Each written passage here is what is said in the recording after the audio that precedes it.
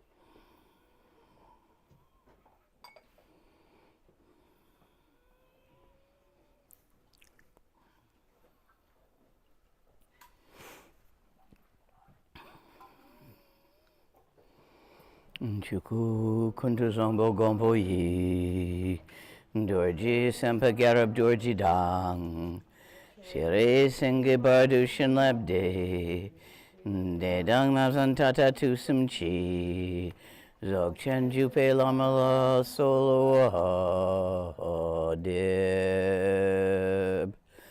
Ergin pema junila solo deb.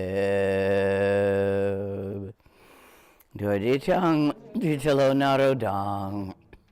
Marpa mila gompo tsatsapa. Na pupadang palden drupa so. Kagyu lama namla solo deb.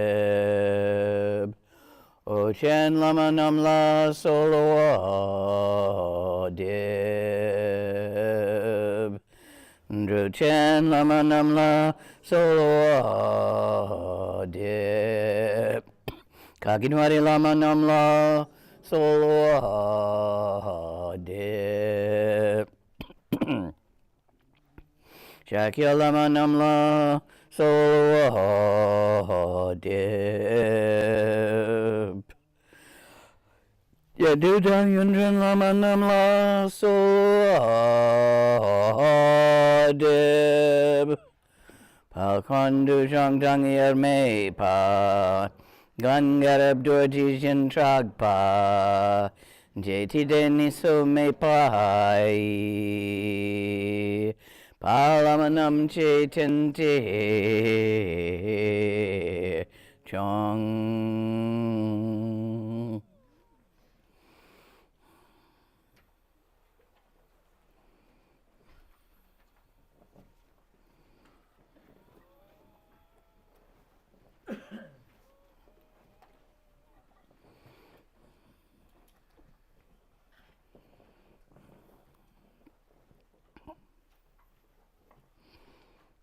You aren't really what you think you are. You also aren't what I think you are. I'm not what you think I am. Nothing is the way you think it is, because those are thoughts. They're small, teeny tiny, not even as big as a mathematical geometric point. A point, should it exist, has substance. It has a place it's in.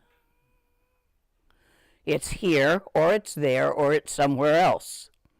You could graph it on coordinates. Thoughts aren't even that.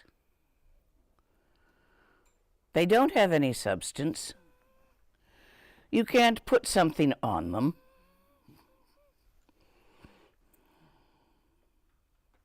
They don't have any duration. They don't last any amount of time. They don't actually exist. And yet you believe in them. Implicitly, every word you think. For something to exist as phenomena, it needs to move. But what is movement? To go from one place to another place and to take some time to do it in. This moves from over here to over here and takes approximately 2 seconds to do so. Where do your thoughts go from and to? Go look, I'm not answering that for you. Go on, where do they come from? Where were they before you thought them? Where do they go when you're done thinking them? Where are they right now?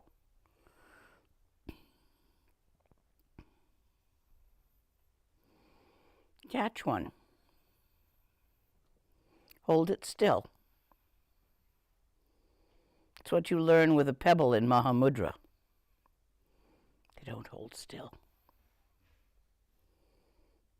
They're too fast.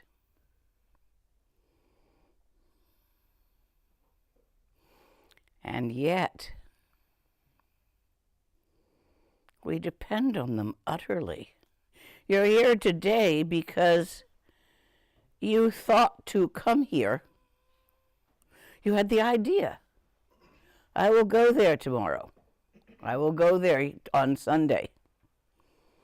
And you weren't distracted by something else. So you got up and came here. You were following a thought that you believed in. Why did you come here? Now we got a lot more thoughts. Can you even remember why you came here? Anybody? Why? Because I saw you last year, the year before, the year before, and I have a story in my head that when I'm with Lama Lena, I have the feeling that I learned something, so it's very, for me, very precious. And then I heard that you come, and then I stick my... That's a lot of thoughts. Yeah. Now, I don't, it's maybe not because you asked the question, then the thoughts are coming. Quite possibly. So, because of your question. Otherwise, it was just a sort of an, of course, this is what I do. Yes. Habit. How many of you came here for habit? Okay, fair enough. So did I. It's just what I do. I almost escaped this morning. I'm like, what would happen if I just didn't turn up? It's such a nice morning to go sit in a sunny cafe.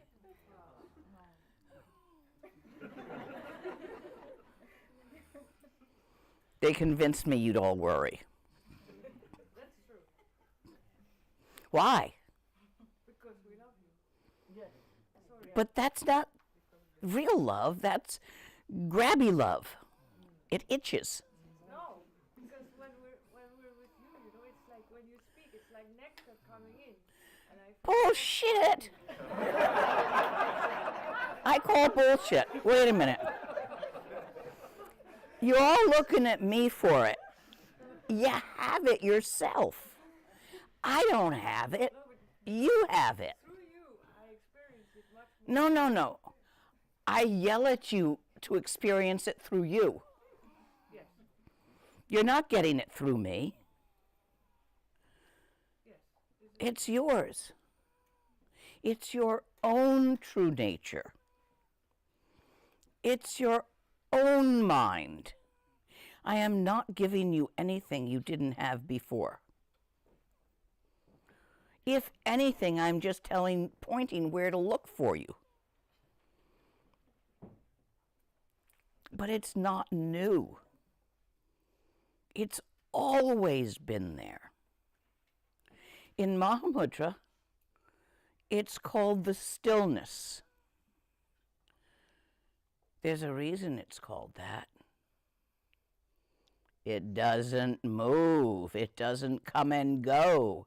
You cannot gain it or lose it. You're all here because you want to get something. Don't you understand that if you were to get something, you would lose it again later? This is Lam Rim. This is the four turning minds. Number 2, impermanence. Everything acquired will be lost. Every aggregate, conglomerate, stuck together will come apart.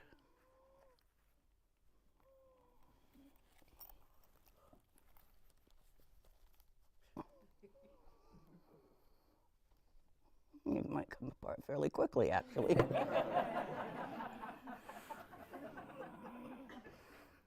You see, any edifice you build, anything I give you, you will lose. I have a gift for you today. Give it to you at the end. You're going to lose it. Or it will be destroyed by time. Entropy. It will fade away. It will deteriorate. I probably gave you one last year. Very few of you still appear to have it. And those who do, it's probably not intact.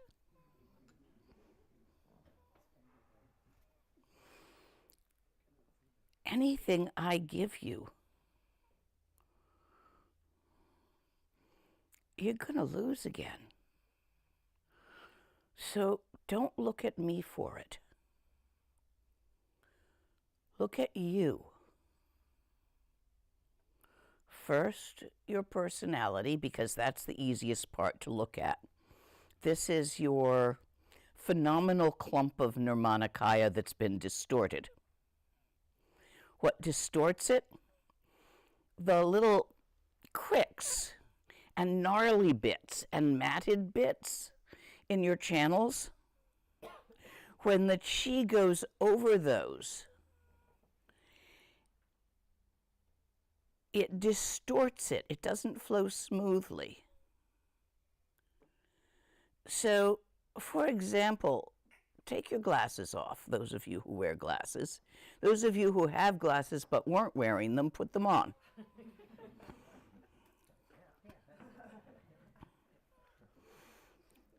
This should have, now things should look pretty distorted to you. You don't know quite what I'm doing here, what sign I'm making. What mudra am I making?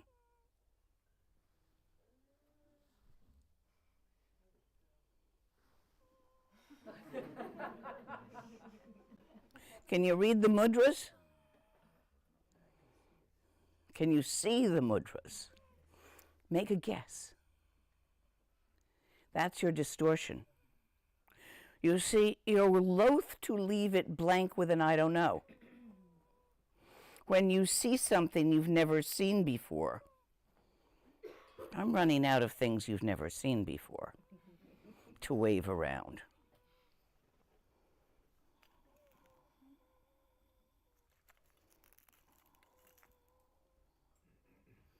Make a guess. What is it?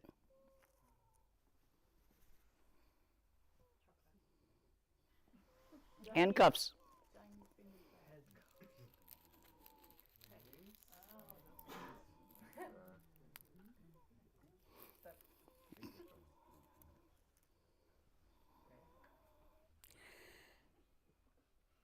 But the thing is, as you go through the world, everything is very complex around you, all the phenomenon.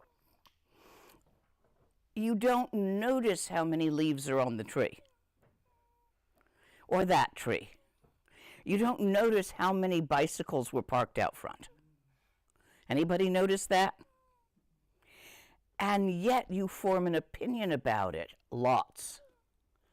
Only a few. What bicycles? You're Amsterdam, folks. You don't even notice the bicycles when they're not moving. This is your patterns distorting your perceptions. This is why you can't see relative reality. You see your hopes and fears. You either imagine things to be the way you want them to be, or you imagine things to be the way you fear they might be as you walk through life. And you go back and forth between these usually. You've got one that you mostly stick to thinking, the glass is half full, and some people mostly stick to the glass is half empty. But you're still imagining, making it up according to the stories you like to tell yourself. And each one of us has a different story they like to tell ourselves. We like to tell ourselves, and that's our life. Making it up as you go along.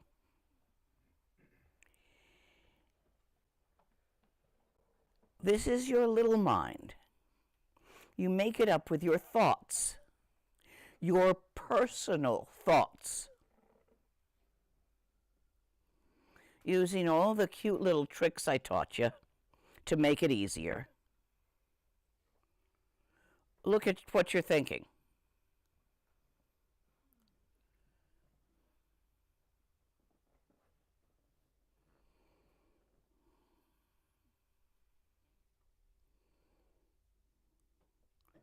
Look through it at the ground of mind.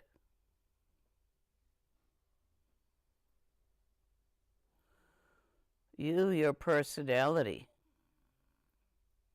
Just you as you think you are. Never mind the fancies about you're not really what you think you are. Watch the thoughts that make those thoughts that make you what you think you are dancing about. But notice the context of vast open awakeness in which they dance. So instead of trying to catch the thoughts one by one, relax, open the orifice of your attention and catch their context. That infinite openness, which is your mind. The thoughts are building the personality.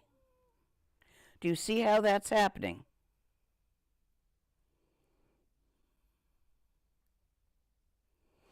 Your thoughts and your thoughts aren't the same.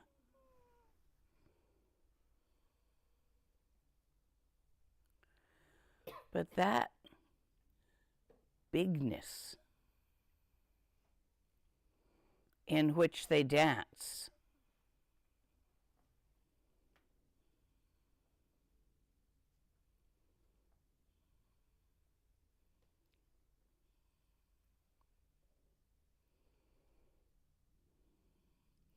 in which no thing arises, for thoughts aren't things. We looked at that already.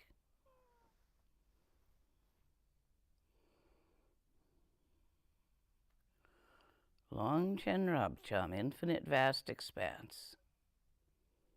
Indescribable. Unthinkable. It's only your thoughts that are building your personality. This is unthinkable. That which is unthinkable is not part of your personality.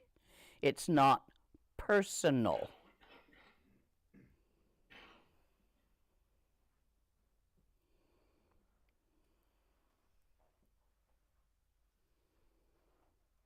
Now, you've been sitting there as your projection, the personality, looking at subject-object, infinite vastness. What is it about the infinite vastness that allows personality to form? I mean, we recognize we have personalities out here. And that vastness is non-personal. What's the bridge? Find the bridge.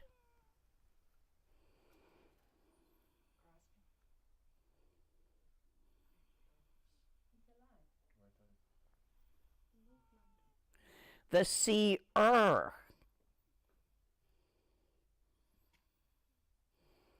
is not limited to the personality, nor is it limited to the vastness, for it exists in both phases. Identify yourself with the seer and turn around and look at the little personality thing.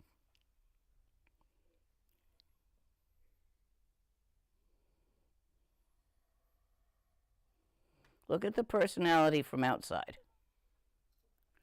You are simply open awareness. You are aware of the infinite vastness. You're an aspect of the infinite vastness as open awareness.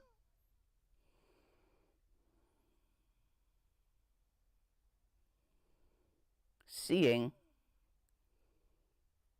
all the many personalities dance.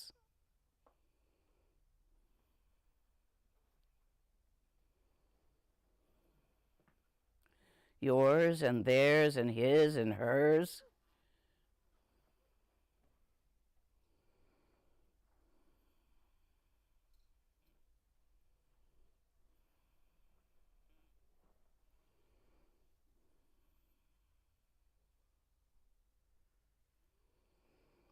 When your personality feels a bit tight. You know that feeling? Like it's itching you?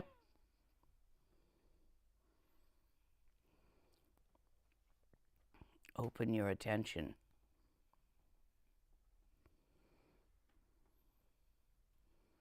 into the infinite, open, empty stillness. And gently allow your perspective to drift from being you to being the very central awareness, which is a characteristic of the infinite, open, empty, vast stillness, and also a characteristic of your personality. It is both these things while remaining singular. Relax in the middle.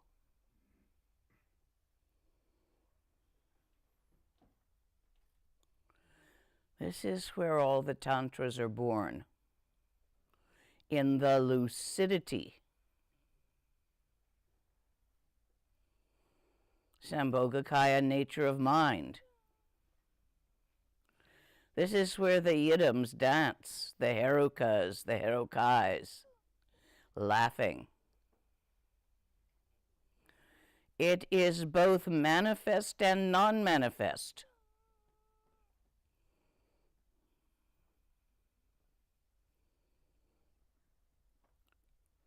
This is big you. Spend more time as big you than as little you. That's the practice of Dzogchen in the nutshell. You can also do this with Tantra, since Sambhogakaya is the source of the Tantras. It's where all the gods are born. It's where all the thoughts are born. It has never had a thought.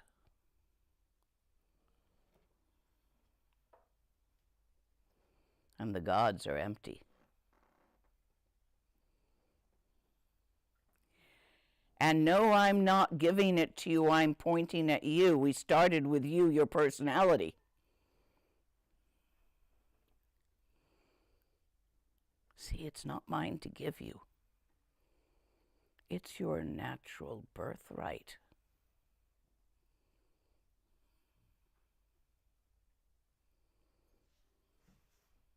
With no effort or practice whatsoever,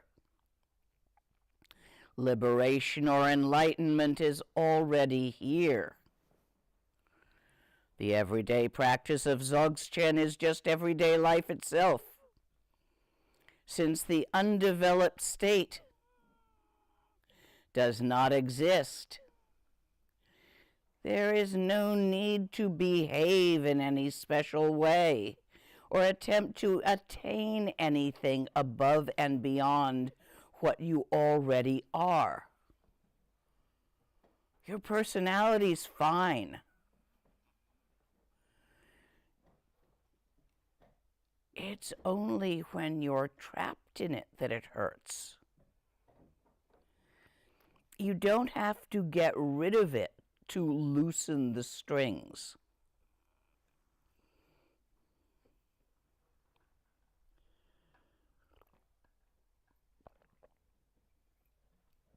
You don't need to change it or fix anything.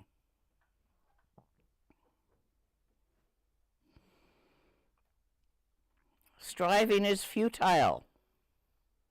There need be no feeling of striving to reach some amazing goal or advanced state. Yes, all Buddhas still fart.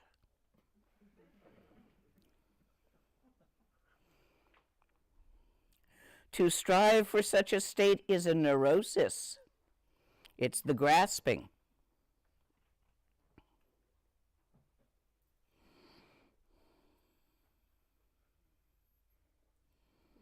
It only conditions us and serves to obstruct the free flow of mind. Don't squitch your thoughts. Squitch, squelch, scrinch. Don't constrain them.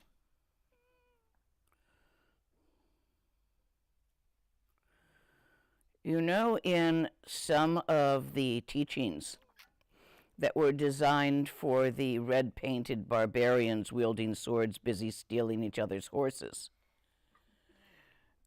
there was everything about seeing yourself as less than everything else.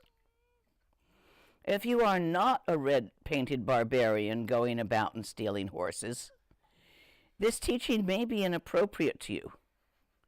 If you are a Western socialized female, this teaching is extremely inappropriate for you because it will cause you to tip too far in that direction.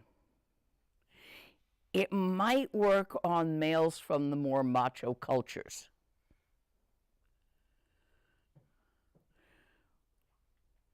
Which I don't think we have a lot in here. They don't tend to follow me around.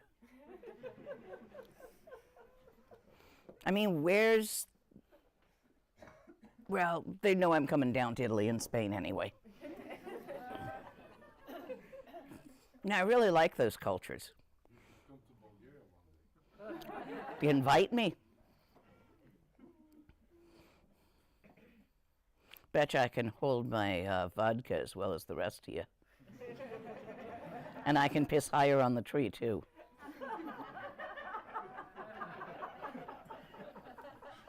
I like macho cultures.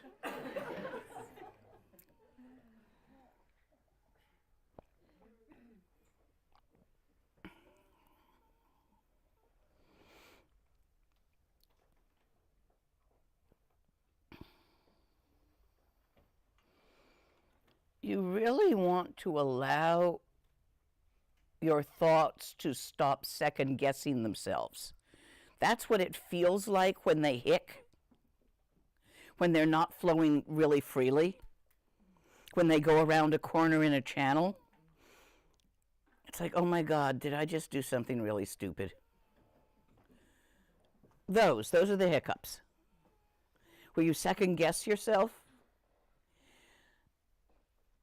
instead of just flowing freely with whatever's happening, which might be a bad mood, which might be a wonderful mood, which might be laughter, which might be yawning.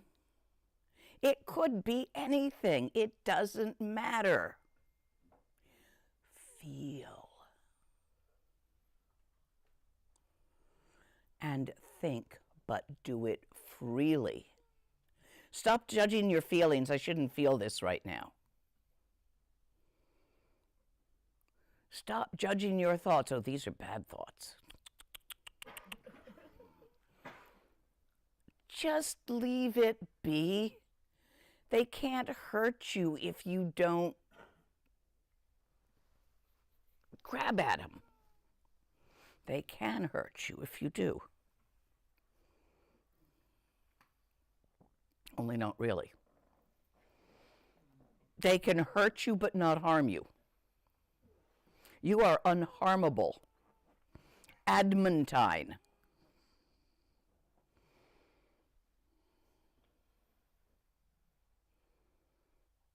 However, you can feel pain.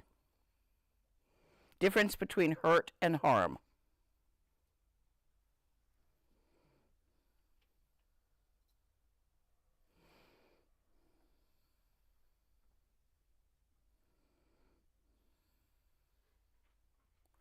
So don't be thinking of yourself as a worthless person. If that is a repeating pattern, you know how people walk around casting bad spells on themselves? I'm an idiot. I'm an idiot. Every time you hit your head, it goes in deeper. The belief that you're an idiot. Would you not do that?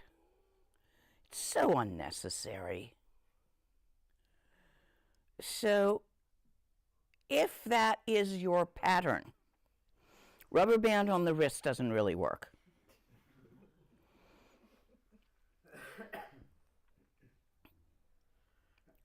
You can either approach it ceremonially. There are easy Wiccan ceremonies and much more complex and difficult Tibetan ceremonies that do this.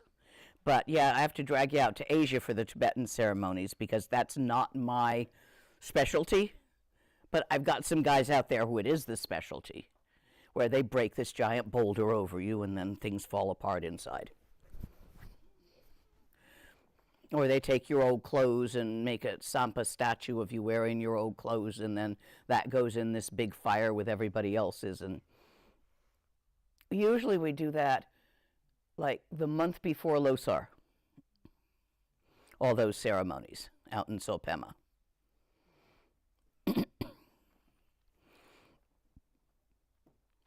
Don't try to force yourself to stop doing that. You'll do it more. And oh, I'm an idiot for calling myself an idiot. It just snowballs. Instead, every time you see it happen, giggle. Just giggle. Did it again. Surprisingly, that is effective. Laughter, physiologically, channel-wise, actually opens little stuck bits, bubbles in the channels. Next time you have a good belly laugh, notice what it does with your channels. I can't quite make you laugh like that on purpose. You need a good one.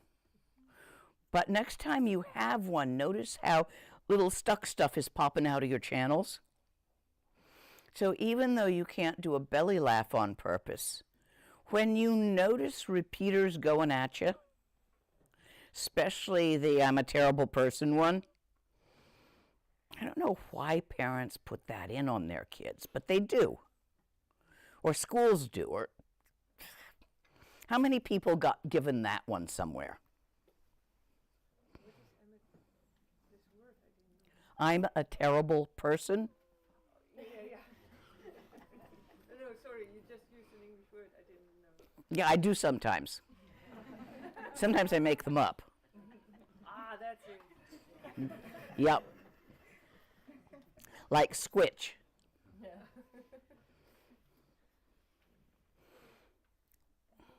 Well, you better get a microphone.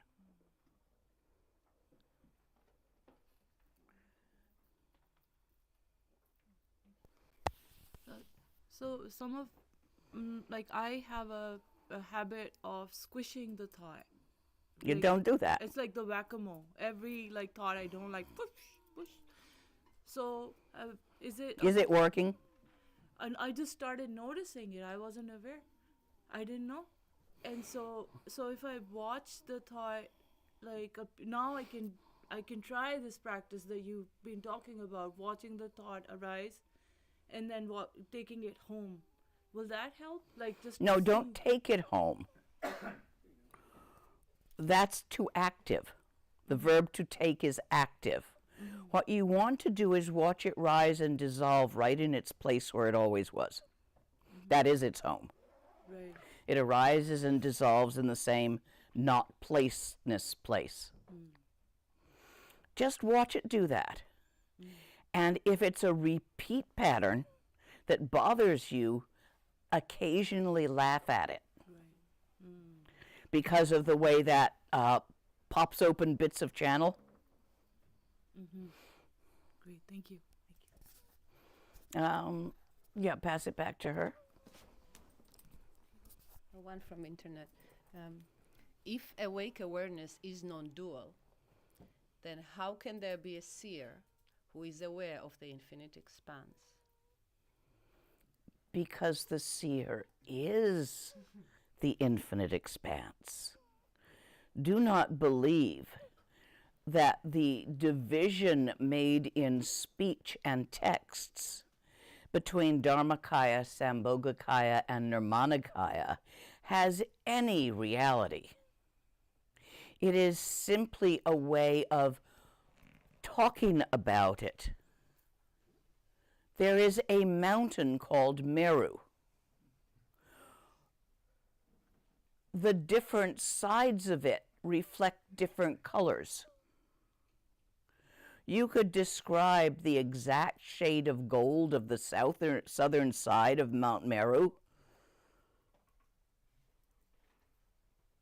but that would not be that there was just that gold. You're describing an aspect of the mountain. There's only one Mount Meru. That was a Tibetan analogy. You want a Western one? I don't know. Yeah, the elephant, but that's not quite for this. Say the question again. If awake awareness is non-dual, then how can there be a seer who is aware of the infinite expanse? It isn't that there is the duality of a seer being aware of the infinite expanse. It is rather that the seer is the infinite expanse, which is aware of itself. But as you get to that, you start with the illusion that you're a friggin' individual, because that's where you're stuck. You think you're angel.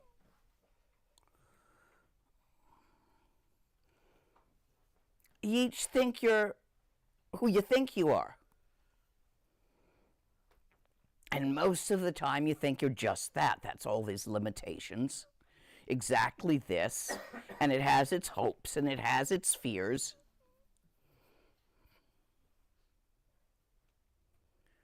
That's not true. You aren't that. Or rather, that's simply your thumb. If the body was all of you, that would be your thumb.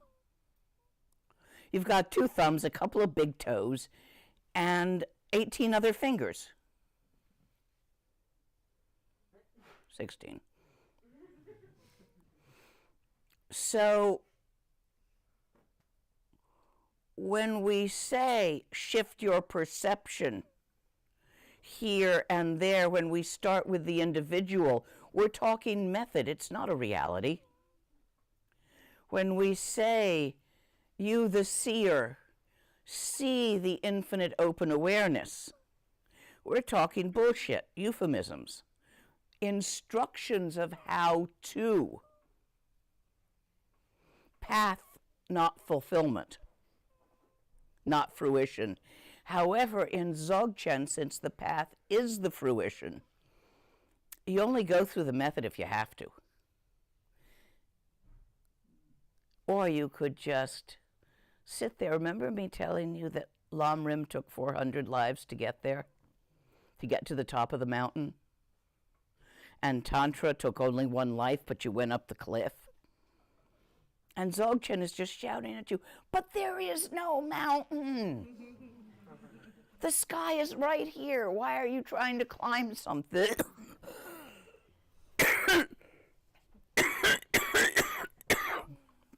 If you hear that, don't bother with the method. Unless you find it fun.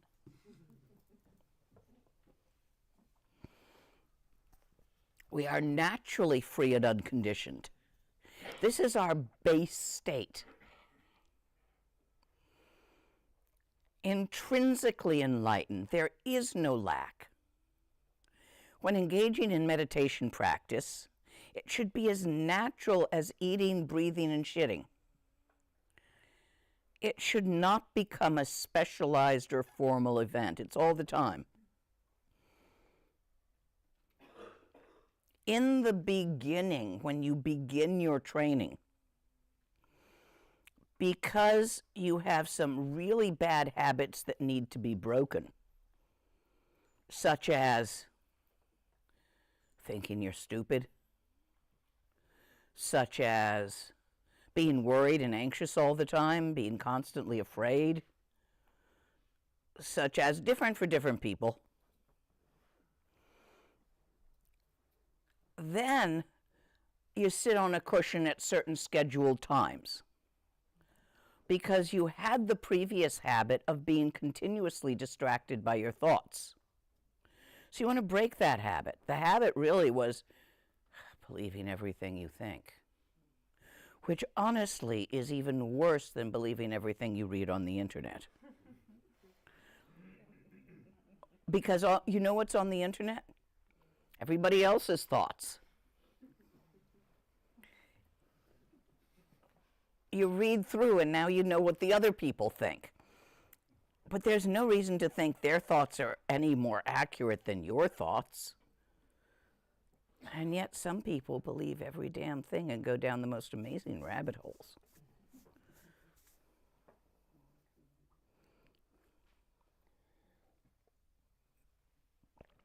Some people get an idea in their head, like there's a demon in the backyard, or the Lama is madly in love with me, and we're having a secret affair in the dream time.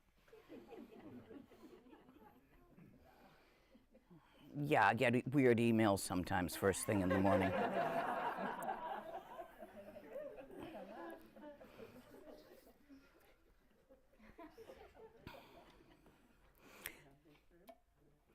That's another rabbit hole. You're believing what you think.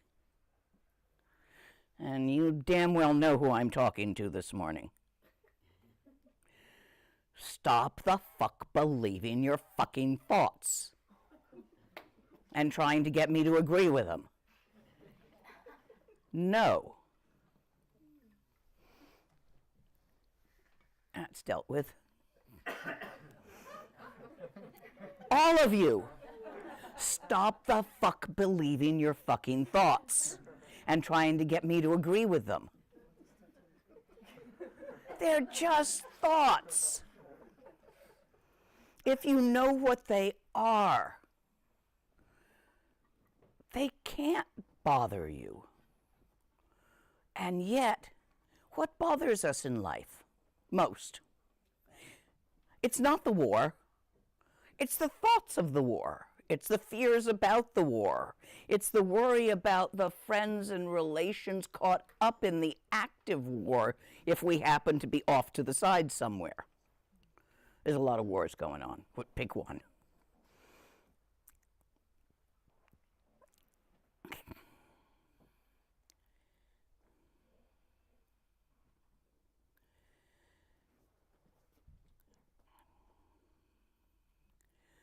Do not let your meditation practice become a specialized or formal event. This is real Dzogchen, remember?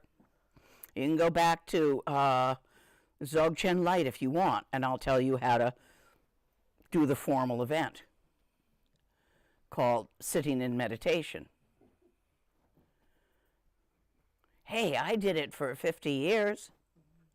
I still do. Sometimes yanking me out of it can be problematic. But I don't want to go out. Don't make it a formal event bloated with seriousness and solemnity. If you're going to sit in the mornings, which I still do, at least find it funny.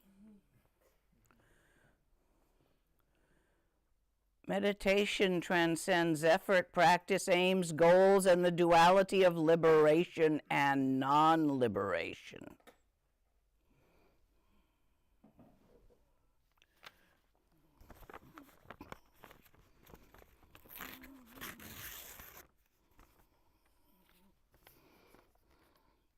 See the writing? Samsara.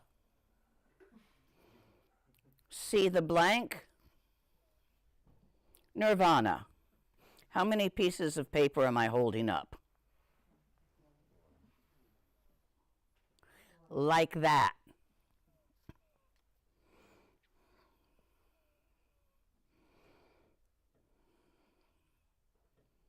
How many of you judge your meditation sessions? That was a good one. That one didn't go anywhere. It didn't work. Oh, I'm distracted today. Get over it. Meditation is always perfect. You just believe the thought that you were distracted.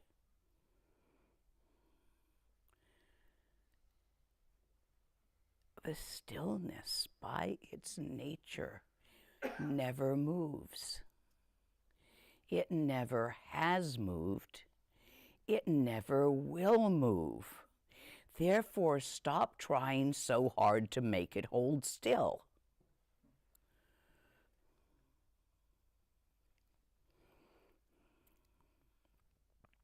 Everything that arises is simply the play of mind as such. There is no unsatisfactory meditation, and no need to judge your thoughts as good or bad. Just sit there. Stay in your own place, in your own condition, just as it is. By own place, this doesn't mean your own house. This means remain just as you are. Are you happy? Be happy. Are you having a fantasy of redecorating a friend's living room? I admit that when I guest places, I always redecorate their house. I never tell them about it. It's just sort of amusing to me. You think I'm sitting there in a really fine Lama trance, right? So you're all going to sit there and meditate, and I'm going, let's see, I'd put the couch over there, and then that needs another few paintings. I like that painting. We'll keep that. Yeah, we need to clean up that dresser and somehow bring out the design more. I don't know if that's anybody else's, but that's one of mine. Yeah, I like to do that. It doesn't matter. It didn't bother the stillness at all if I had a fantasy. It's still right where it always is. So if I think profound thoughts of my yidam or bodhisattva, or if I think thoughts of decorating a living room, they're made of the same thing. Who cares? Nothing changed. You just sit there. It's good enough. Stop trying to make every moment perfect. That will drive you absolutely nuts. And it won't work.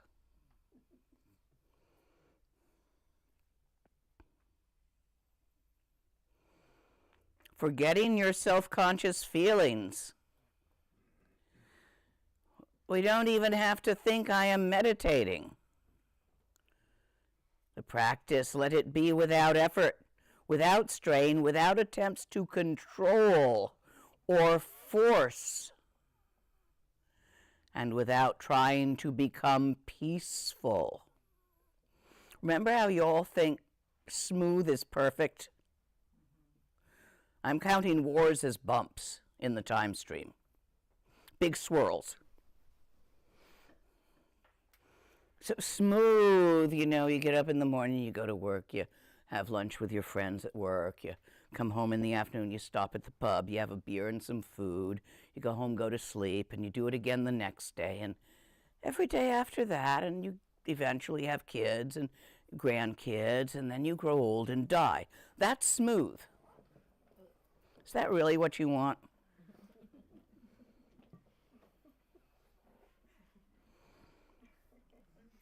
So stop trying to pave over the bumps. Just put on a pair of shoes. That's a Tibetan saying. It's easier to wear shoes than pave over all the roads. Tibetans don't pave roads anyway.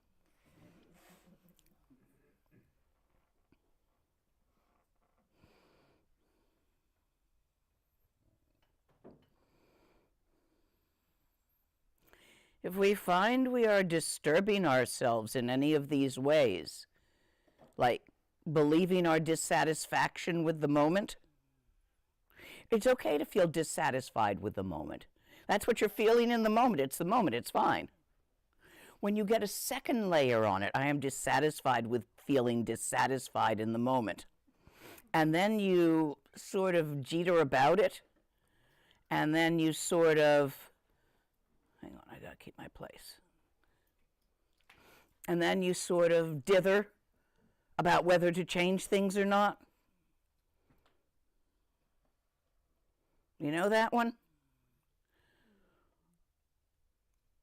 Relax.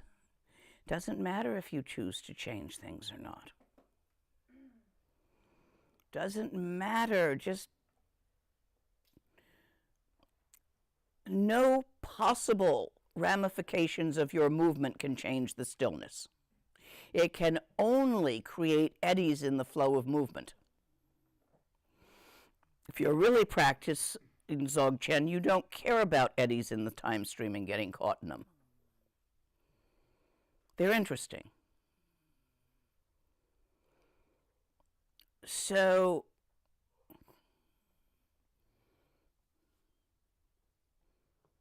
how do I try to say this? You gotta trust. The stillness is your refuge.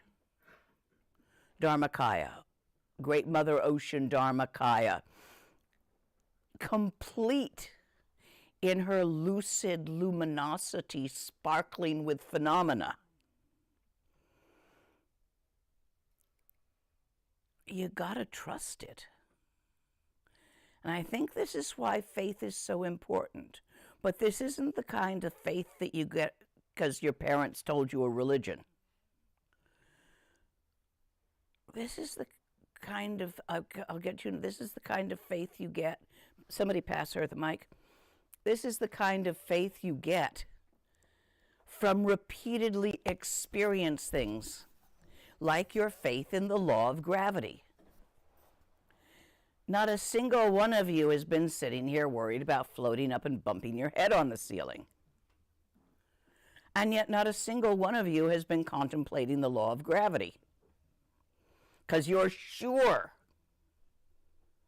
that in this world, in this place, things go down, not up.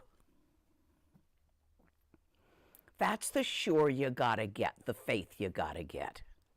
Same faith you have in gravity. Sometimes I make people get up and walk around to demo this, but I'm not doing that today because I've done it to you all too many times. It's not a joke anymore. Okay, your question. Are the eddies you mentioned karma, the pakchas, in the, and we don't care about creating more?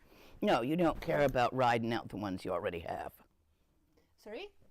You don't care about riding out the ones you already have. Mm-hmm. You don't even need more.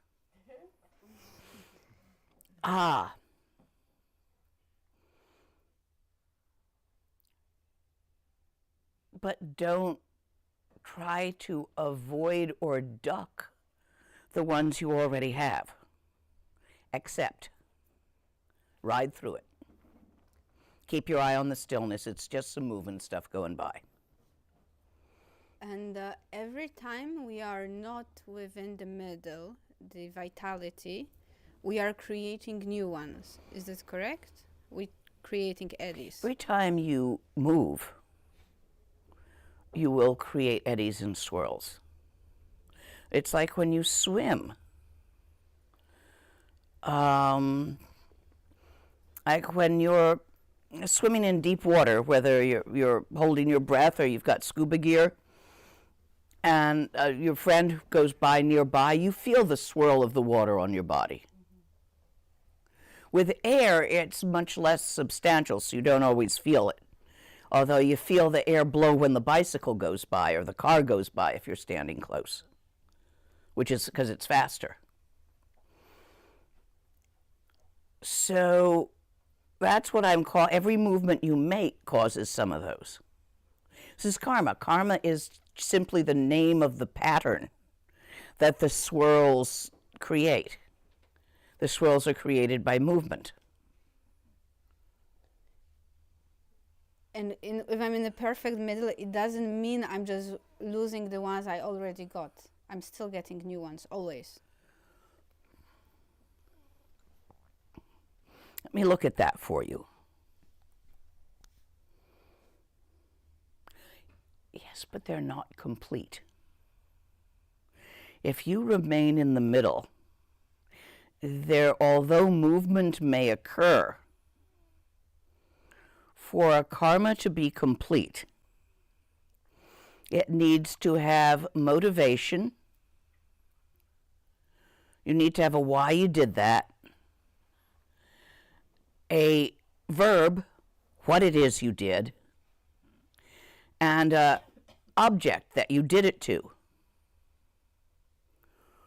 For example, when you give a gift to someone, if you put it in their hands with a smile, this is for you, it creates, and your reason is generosity or some form of that, it creates a much bigger gewa eddy than if you simply put a pile over there and say, help yourself.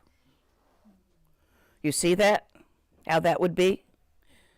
I have a gift for you guys. I could put a pile on a table over there and say, grab one as you go. Do you see how different it feels as the recipient? A pile is a lesser recipient than a human being. So its effect on me, the amount of gewa I can create by doing it, is less. So here's the pattern.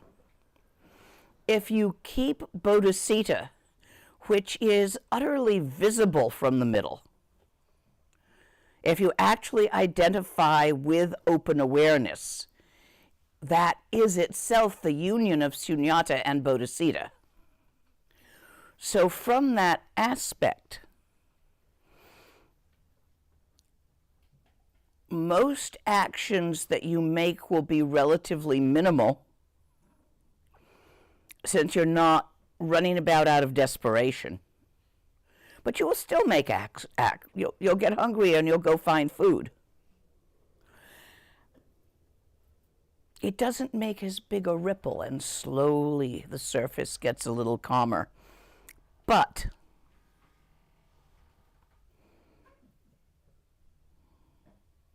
no, that's not right. You still think there's a you to run out of karma. You still think there's somebody there who's going to get enlightened. That's an oops. There's still karma going around whether you're making any or not. So there's still going to be ripples. And since we're all in this together, do you see what I'm pointing at? So although you specifically will cause less ripples, everybody around you is going to cause ripples. And we're all in this together. There is no such thing as an actual individual.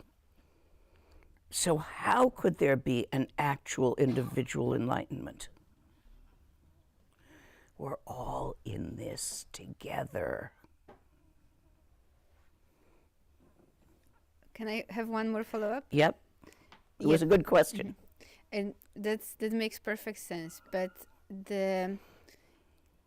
if within this body mind the selfhood is just, being in the middle, like it affects everyone around. Yes, it does. And then this, like, They'll come join you in the middle, exactly. which is a nice thing. Unless they stubbornly don't want to. Or have some other distraction.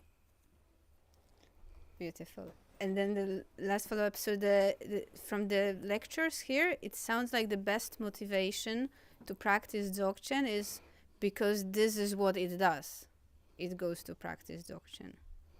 Best motivation is the clear awareness with certainty on the level of gravity that we are all in this together. Thank you. Anybody else want to pull a question in? Pass it that way.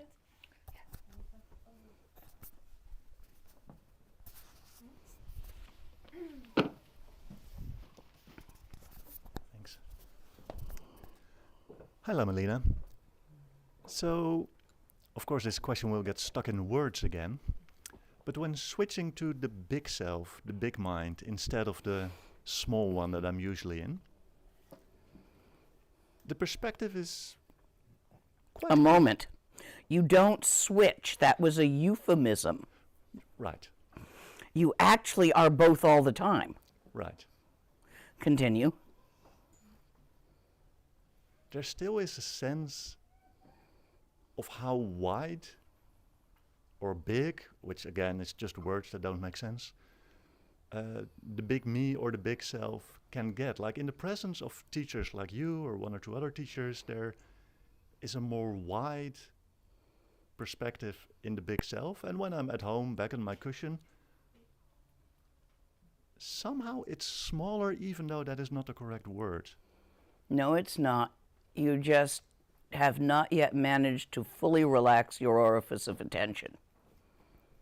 When you actually learn to fully relax it alone, without a group help of everybody working on that together, since we're all in this together anyway, and we really aren't separate people. It's just different stories to make it more fun.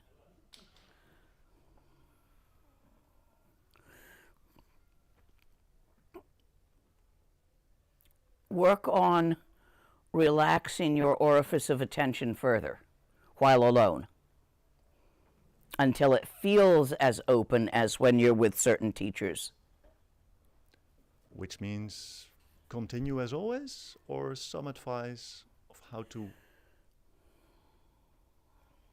I don't know, widen or... What tantric practices are you currently adding in? I'm not comfortable sharing. With you, of course. Why? We're all in this together. Let me say, I would say, do your Dzogchen practice at the end of a tantric session. Having held point focus on visualization, your muscles of focus will be tired, and you'll possibly get a better openness at that point. So this is presuming you've got a yidam you work with. The other thing is I'd suggest some Tsalung stuff. Yeah. These are different forms of pry bars if you can't just relax and get it open because you've got a cramp. So who's a good... Go find a really good Tsalung teacher. Tenzin Wangel's doing it. And who's the other one who's... Dr. Nito's really good. Yeah. Those are both Bon. There's a Nyingma. I'm trying to remember. No, Westerner. Somebody say it. He's been teaching some of you Tumos. Yeah, Glenn Millen. Right, yeah. You might check him out. Since it's in your own language, you don't need a translator. Within your Sangha, there was also Lama Star. She was doing groups with Yes. She's Still getting doing married that. this summer, so she's a bit distracted at the moment. Oh, wonderful. Catch her by autumn.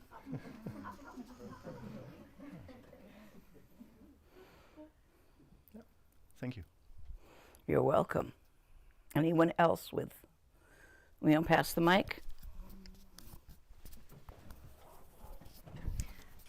It's a question about Friday.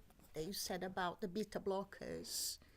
Could you talk a bit more about the effect? I have a friend that she takes beta blockers and she also has a pacemaker. Would that affect the practice? You It said would about the affect only the retreat. practice working with emotions. Because they'd be just faster. So I would have to give her other practices for emotions that go around the usual method. That's all. They simply keep the emotions from affecting the body. Any of the docs in the room have anything to add to that? Okay, pass the mic over here.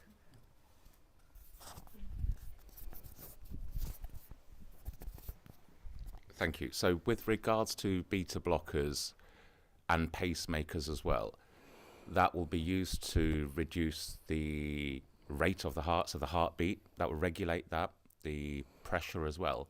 They also seem to cut down on the adrenaline, don't they? Yeah. And also with meditation as well, with a good meditative practice, what your friend can also do if they have an iWatch, it's always handy. They can measure their heart rate as they're meditating, so measure it before, measure it after, and they will see a reduction in the heart rate as well, and that will only benefit them as well. That's with Shine. When he's saying meditate, there's a whole bunch of things. He's specifically referring to Shine, focusing your attention fully on the stillness. Just wanted to clarify that because we use that word meditation for all sorts of stuff. The stillness. Focusing attention on the stillness, which in Tibetan we call Shine. Shi is the root of Shiva, peace, and Ne means the place of or the seat of. So it's settling into the seat of peacefulness, and that will lower the heart rate. Other questions going?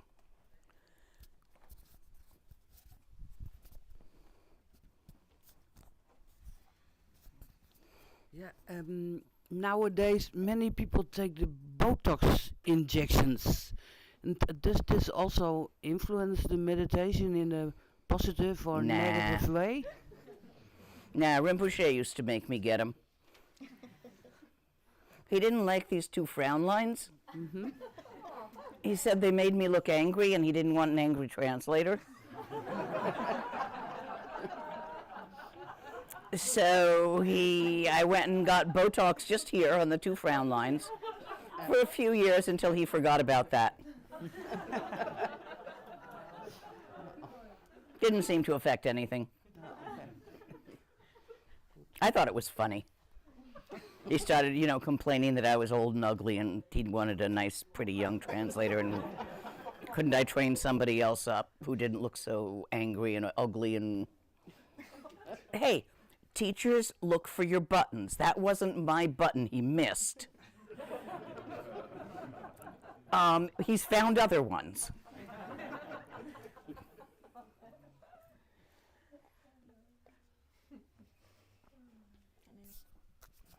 When you have a teacher here, over here, the mic. Just one quick Oh. question about the buttons. So if your teacher get your buttons, how should you react? You're supposed to laugh and say, good one. Of course, that's not how you probably react. Okay, Mr.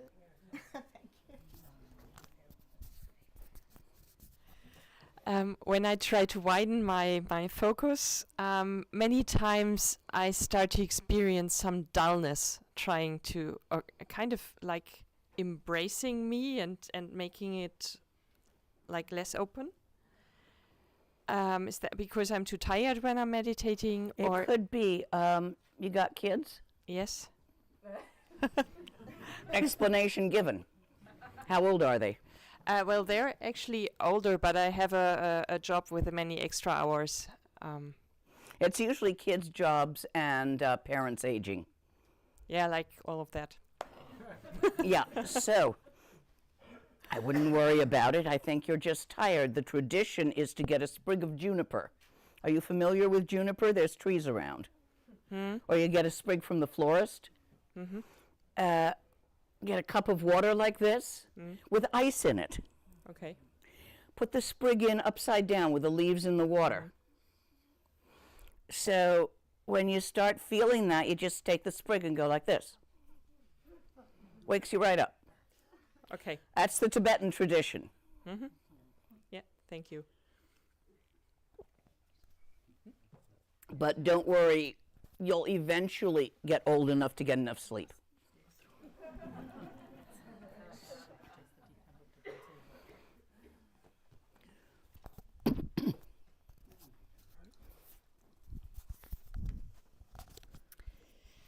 I have a question about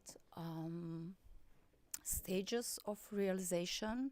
Once you're aware of nature of mind, so you know that you're not Lama Lena, Marlene, you know your nature. But then I have a question. So, or maybe I'll just reframe it a little bit. Before you said, if you think there's still something to be realized, you still think about a you that can realize something. But what's then the difference, for example, about knowing your own true nature and being that master that, for example, reaches rainbow body? You just what? Dream a body? Yes. But that's what you've done. No, rainbow body. Rainbow body. Yes. Rainbow body is a group thing. People don't do it by themselves. Even if I were to be perfectly capable of turning into a rainbow right here, if you guys didn't have the karma to have me do that, even if I did it, you wouldn't see it. Rainbow body is always group karma. Everything is group karma. So yes, the individual needs to have the capability of seeing, of being, of stepping beyond the beyond and letting the elements dissolve, of completely fulfilling the methods that lead to that. But also, the people in the area have to have the capability of perceiving this occurrence as rainbows. If they don't have that ability, then they'll make up a different story for it. Rainbow's just a story that a cultural agreement makes up. Tudam, rainbow, it's not a singularity. For the story to go forth that this individual went rainbow, not only does this individual have to be capable, but the surroundings have to be capable of perceiving it. It's like I could stand in, Times Square with a megaphone teaching Dzogchen. Guess what? Nothing would happen. Maybe. Isn't there someplace you stand on soapbox and do political shit? Religious stuff? Hyde Park. So I could go do it in Hyde Park, but it wouldn't have any effect on anything. Do you see? But if you say that if the person has the ability to go rainbow, that makes it can do something, is it then not? No, it's not like that. Yeah.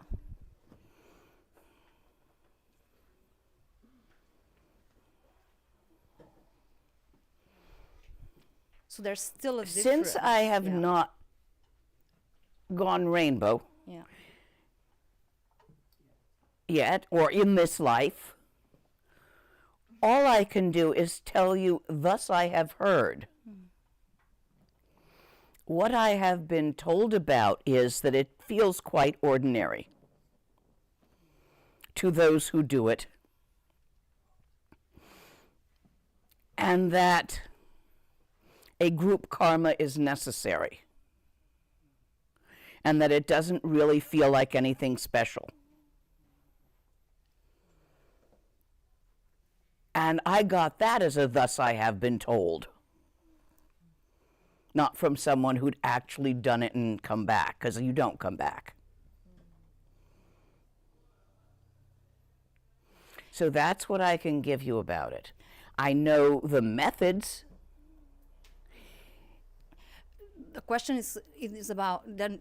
It's about there's not really higher realization. It's realization. It depends on which path you're talking about. Yeah. In Mahamudra, there are stages that it is taught in. And you have to finish a stage before you go to the next stage, before you go to the next stage. So in Mahamudra, you go from Shine with an object to Shine without an object, to Rushen, to Trultra Naljor, to Rochik, to Gomme. And these are the stages. In Dzogchen, Yeah. That's what I. Yeah. Okay. Understood. Thank you. and you either flail or you swim. Yeah. There's a person behind you when you're done with the mic. Thank you. Could you please speak to kind of a difference, like if we speak of emptiness as being full of potential, could you speak to the difference between self-potential, our self-potential of realization, and egolessness? Self-potential assumes that there's a self which has a potential to be more perfect. Well, you know, you could work out at the gym and get buff. And then you're going to get old and it's going to wear off. I mean, I've been really buff at times. I passed the firefighter's physical for guys for weightlifting and running up and down the fire towers and stuff. And I was almost 50. It wears off. It's not permanent. So yeah, you can improve yourself, but you can't keep it. You can get as many degrees and intellect and all of that. Then you go senile. Wears off. So I will say that self-potential is impermanent. You can improve yourself, but you can't keep it. It's going to disimprove as well in the fullness of time. Whereas, what was the other one I was comparing it to? Well, I was actually referring to potential without self. I mean, it sounds strange, that but doesn't like wear off. Maybe like Jung used to call it individuation, or one could call it maybe, our what we want to achieve in life. But it's not a potential; it's right there. Yeah. So can you speak to that? What you want to achieve in life, you're going to lose. Even if you get really rich, you're going to die. You can't take it with you. Mm-hmm. You know, there is no achievement that you can achieve as an individual that you can keep. Yeah. So you're not going to get individual realizations, not ones you can keep. Oh, sure, you get some really nice dewa nyams, bliss states, out of meditation. They wear off. You can get magic powers out of meditation. They wear off, and usually at the worst opportune moment.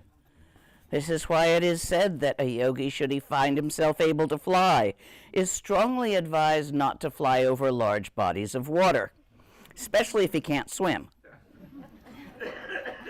Trust me, they do that, been there, done that shit. A little accident up in Nepal I had. with cities. I started in Rishikesh. But anyway, you can get those. You can get all sorts of magic powers. They don't stick. They require a lot of maintenance. You can even get immortality. However, the Qigong exercises you have to do, the amount of time you have to spend at them increases with age. By the time you're a couple of 100 years old, you don't have time to do anything except those immortality Qigong exercises. So what's the point in being 200 years old if all you can do is Qigong exercises? You can't even go to town to the pub.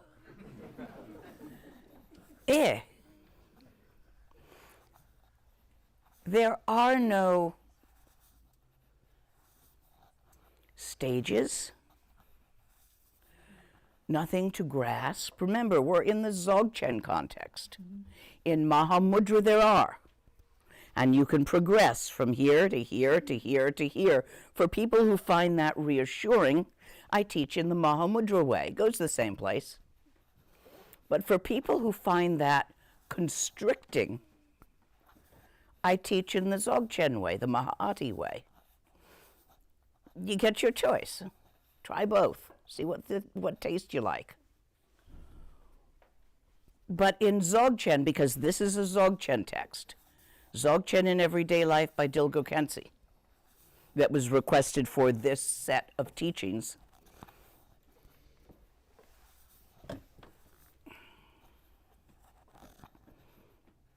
There is no progress. It's right here, right now. You don't have to climb a mountain to find the sky. The sky is everywhere. And you're in it, and you are it. So what's the worry? Did I answer your question in the way you were hoping? Or not the way you hoped, but in a way that made sense?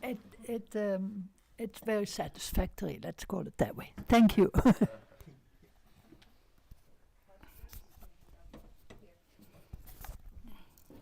Remember, the trick is to raise your hand really high so that people can see you, and to keep it up until the mic gets near you. Lama Lena, I am in your Mahamudra group. Some months ago, you told to me I should see what exactly doesn't move. And I think it's going good. And now, if you describe Dzogchen meditation, if you describe Riksho and all of this, it's actually my experience. But I'm doing Mahamudra. Save yourself a little time and continue with Mahamudra. Now that you've found out what moves and what does not move, I think bring them together. Bring it together, but how? Trultra Naljor. But there is no explaining how. It's just doing. To explain how to bring them together?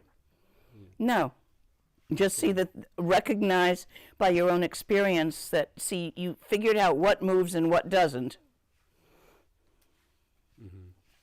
What do they have in common? Okay. Start there. Okay. This is what everybody doesn't do in Dzogchen until much later.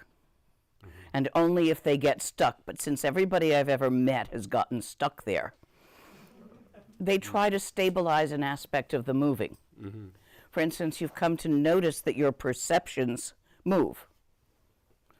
They take the perception of stillness and try to make it hold still. And it won't, and they struggle for years until someone laughs at them properly. So you got it a little easier in Mahamudra. We do this early on just to get it over with. Rushen is the separating, and Trultra is the returning together. Okay, thank you. So you're right at the good point. Get that before you switch, if you're thinking of switching. Actually, once you've got Laktong, they're no different from each other. Any other okay, Mike, to there. You mentioned in relation to the question with the rainbow body, that is actually nothing special. And so I have been told. It doesn't feel like anything special. And isn't it that also the essence of Dzogchen? Yes. Because Dzogchen leads directly to rainbow body through Trekcha. No, not in relation to rainbow body in particular, but just the essence that, for example, I've been coming every year when you were here and sometimes on the retreats, and I would come for the experiences, for the goodies, and I'd try to hold on and to remember, to recreate. But more and more, it's you know, when I go home and my partner will ask me, how was it? I was like, oh, good, it's beginning to work.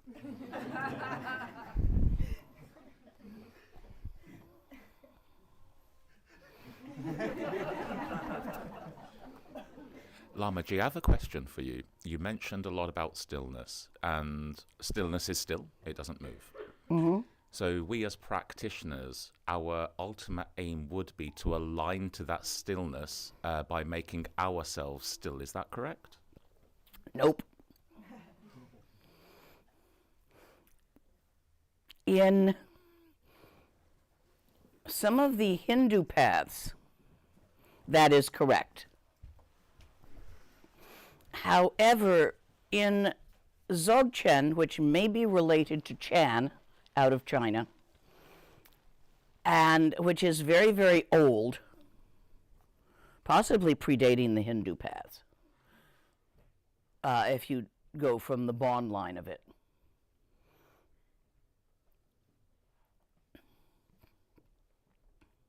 The idea is not to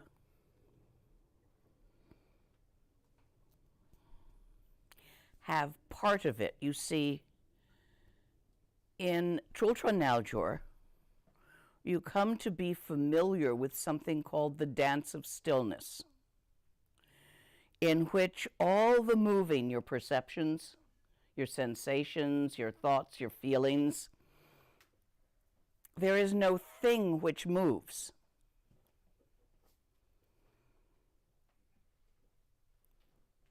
So it is the stillness. But the stillness, which is lucid, we say clear light is the nature of the Dharmakaya. The lucidity of the stillness, also called luminous, it is the nature of that to sparkle. When the clear light of the Dharmakaya, the transparent light of the infinite open stillness, shines through the analogy. We're giving analogies here. The crystal of awareness. It fragments into the multicolored light of phenomena. We place construences on phenomena which creates our stories. We construe this and that, like misconstruing things. So in Dzogchen, we don't just go after the stillness. We recognize ourselves as the dancing stillness, both utterly one with the stillness, but also utterly one with the dance of movement, because the movement and the stillness are not separate.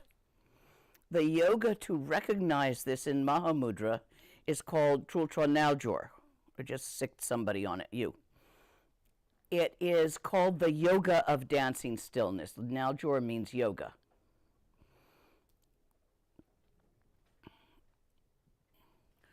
When you are able to directly recognize the dance of movement as never having moved, and the stillness in all its vitality to be forever creating the illusion of movement,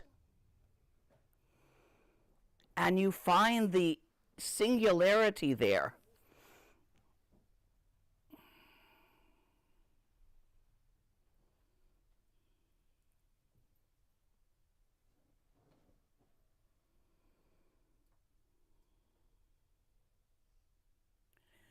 You're not grasping peace and shoving away experience. You're not grasping stillness and trying to reflect stillness. You can do that, but since you have changed something, it will change back.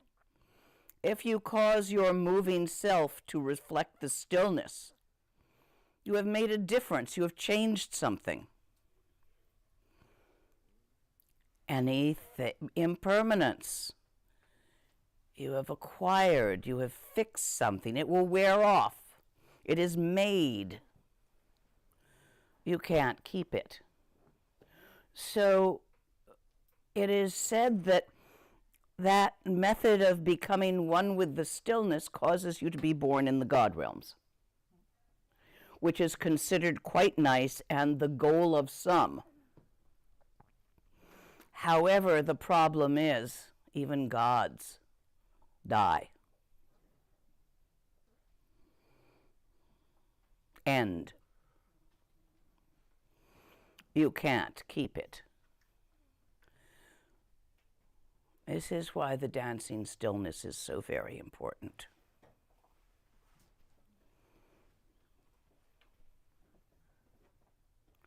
To spend time thinking about experiences is simply a distraction and an attempt to become unnatural. These experiences, your nyams, slowing down, becoming more peaceful, whatever bit's happening, are simply signs of practice and should be regarded as transient events, because they are. They'll wear off eventually, even if you get to keep them for a few lives.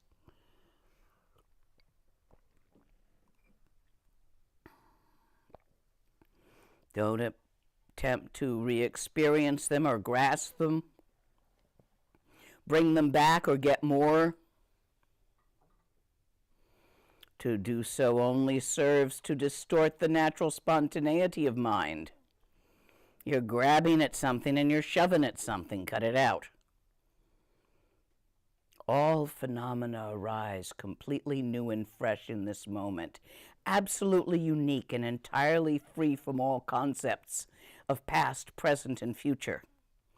They are experienced in timelessness. The continual stream of new discovery, revelation, and inspiration, which arises at every moment, is the manifestation of our clarity. Don't hang on to that. Sell one yam. When it feels like that, don't grab.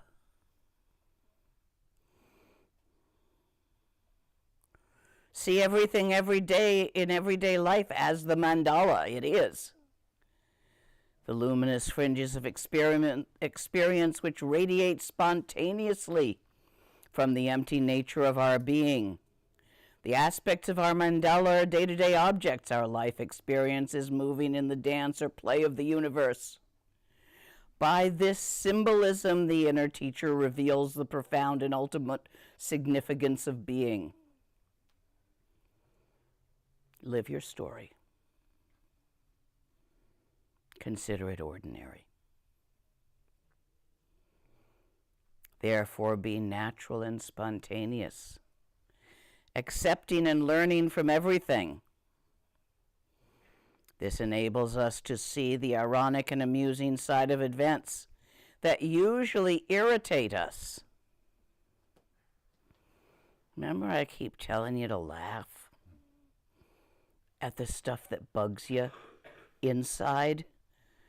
If you laugh at the inside that bugs you, it will be much easier to laugh at the outside that bugs you. Don't start on the outside, start on the inside. Works better that way.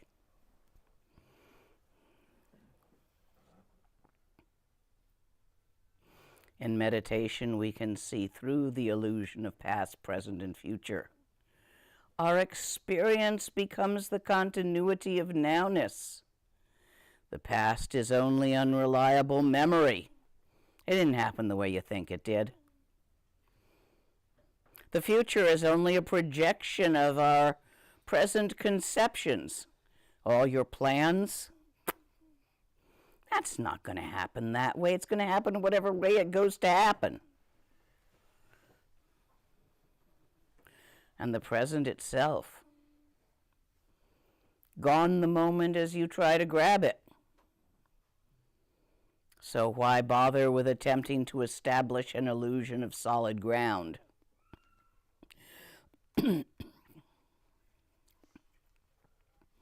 Let us free ourselves from our present memories and preconceptions of what meditation was, will be, should be, could be, supposed to be, somebody told you could be, Dharma rumors, etc. They got a lot of those on Reddit if you need more.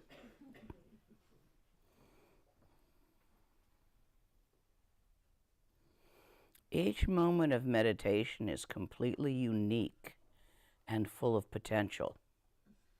In such moments, we are incapable of judging our meditation in terms of past experience, dry theory, or what somebody said it ought to do. Simply plunging directly into meditation in the moment now, with our whole being, free from hesitation, boredom, or excitement, is the nature of enlightenment.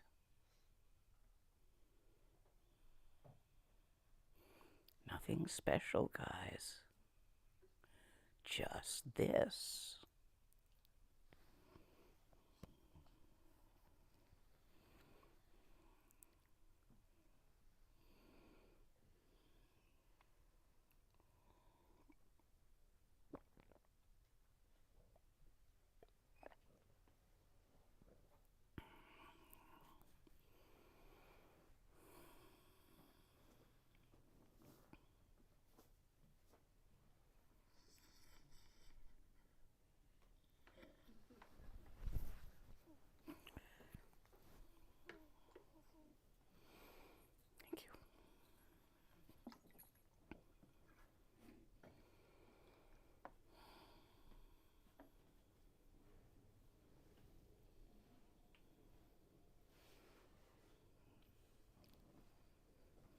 No perfection.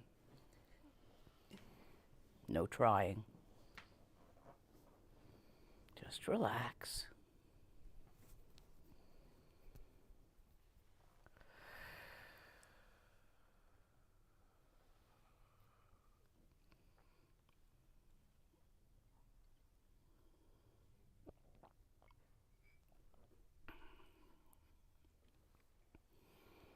Gewandi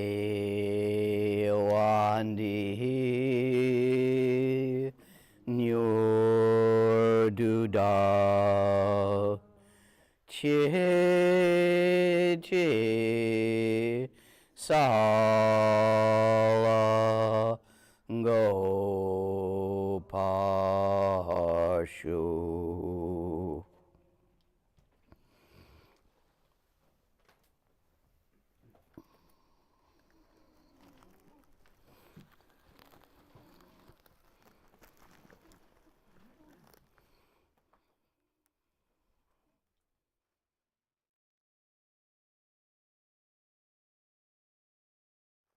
These.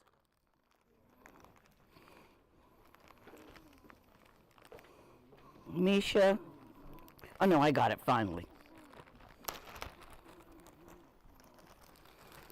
The entire Dzogchen. Full text right here. In Tibetan and English. Relax. Let go. Leave be. Stop trying to fix it. Stop trying to be perfect. Just relax and let it be what it is. So I have these for you to help you remember, so you don't forget.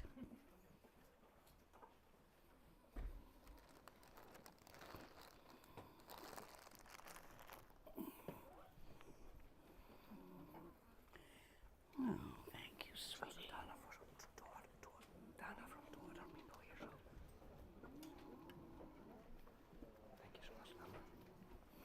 Would you back up my Damaru for me? Ah, yes, Mike.